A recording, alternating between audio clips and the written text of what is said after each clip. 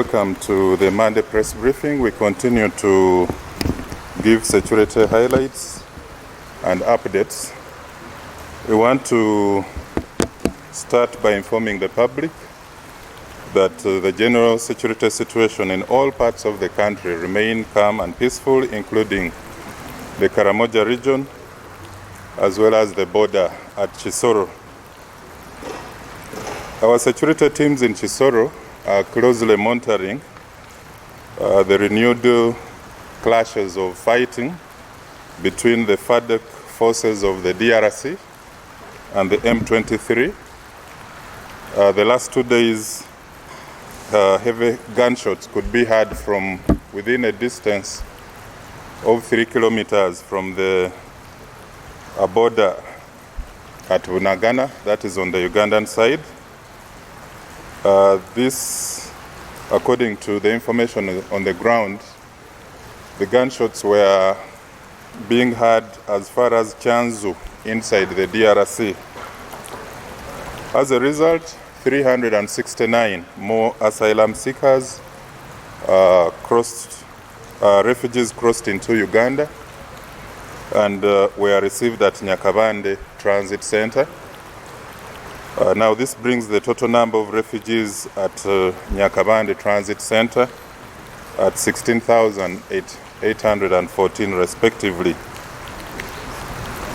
The RDC Chisoro and the district security team have put up extra measures on how to address this influx of refugees, on how to counter any threats close to the Ugandan border at Bunagana, on how to counter infiltration of rebels, both from the ADF and M23, as well as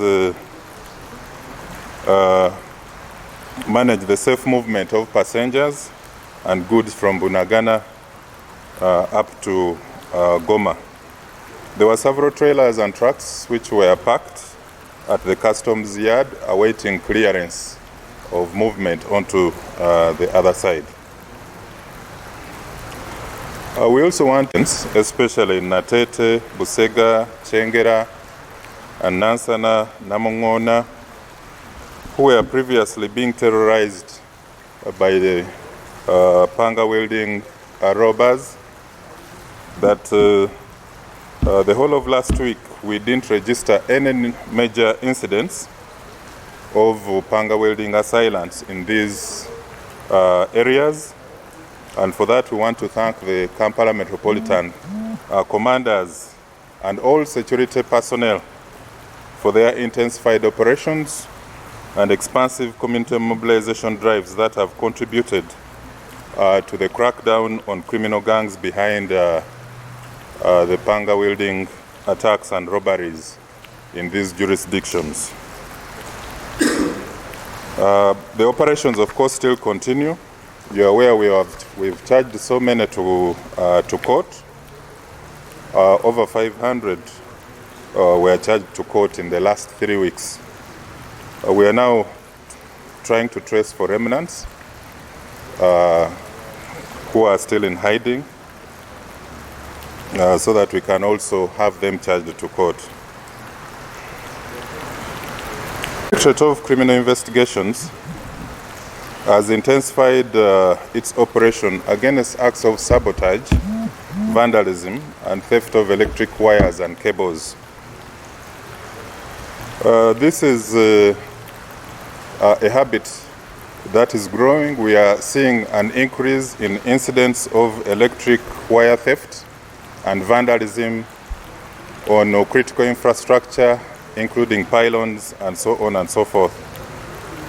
So our Directorate of CID managed to arrest 3 suspects and made an assortment of recoveries upon search.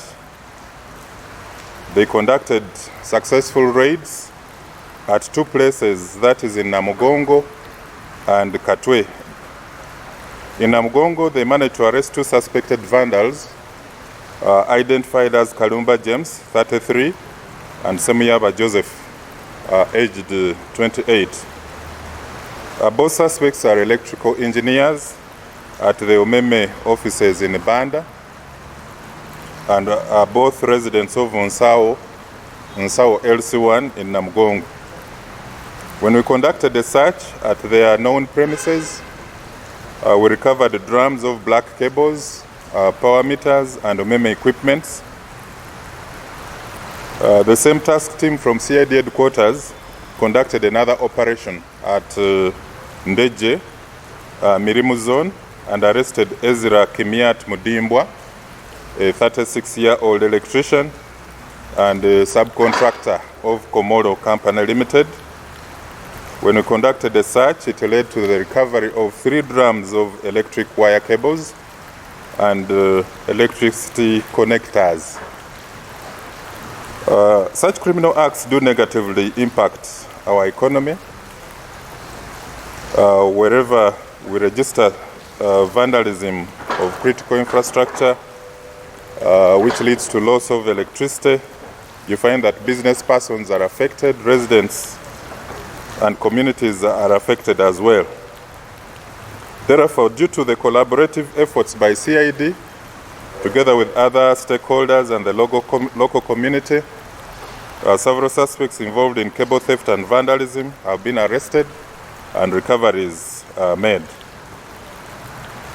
So this operation is aimed at solving this destructive type of crime, and we want to call upon the public to continue sharing information that will assist our officers in fighting this crime and bringing those who destroy our critical infrastructure to book.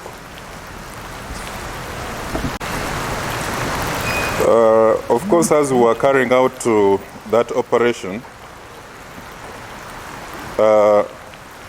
our police officers in Busunju registered another incident where about 3,000 meters of electric wire valued at about 30 million shillings was cut at Sebobo village, Sekanyonyi sub-county in Mityana district. So you can really see we are fighting the crime. We are targeting dealers who glorify the vandalism of these electric wires and cables, but the vice is still continuing. We hope to get these suspects behind this. In the other incidents, our territorial police, these are the other traditional crimes that occur within the country. Our police at that is East Choga in Soroti managed to recover the body of a 52-year-old peasant who went missing more than 13 months ago.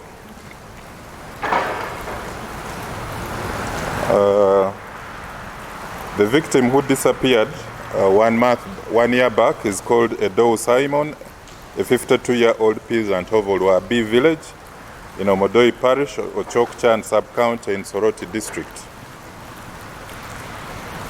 This victim disappeared during the month of March in 2021 when he left his home and went to the trading center that is at Chore. Earlier this year, our intelligence teams in Soroti, that is East Choga, picked information indicating how the victim had been murdered and the body buried in a swamp. So we acted on that piece of intelligence and arrested 5 suspects, who include Ediango Peter, Kongai Jennifer, Emedu Emmanuel, Akwenyu Emmanuel, and Etapu Kokas. They revealed to the task team the general area at the village swamp in Olwa, where they believed they had buried the body. So the police in Soroti, together with the locals, mounted a search, which led to the recovery of the remains. When we recovered the remains, the skull was missing, which means this man was beheaded and the body buried. So we now, however much it is that we recovered the skeletons and remains, we are still interested in where the head and the skull were actually buried. So we managed to transport the remains for further DNA and forensic analysis, but at least this gives a bit of relief to the family members, and we are digging further to establish the motive and provide answers to the family.